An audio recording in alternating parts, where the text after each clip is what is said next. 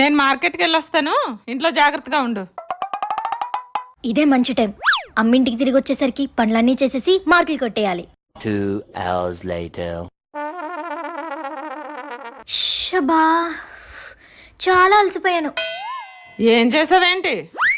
ఇల్లు తుడిచాను, తడిగుడ్లు పెట్టాను, గిన్నెలు తోమాను, ఉల్లిపాయలు కోసాను. మరి బట్టలు మడత పెట్టావా? లేదమ్మా, మర్చిపోయాను. నాకు తెలిసే మర్చిపోతావని.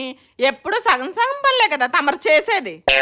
నువ్వు చెప్పకుండా ఇన్ని పనులు చేశాను, అవన్నీ పక్కన పెట్టి చేయలేని పనికి తిడతావేంటమ్మా? రేపు పొద్దున్న మొగడింటికి వెళ్ళాక మీ అమ్మ ఇలా సగం సగం పనులే మప్పిందని నన్ను అంటారు. నీ వయసులో ఉన్నప్పుడు మా అమ్మ కూడా నన్ను ఇలాగే తిట్టేది. ఇప్పుడు నేను ఆ కోపం నీ మీద చూపించలేదనుకో, తిట్లు బ్యాలెన్స్ ఉండిపోతాయి.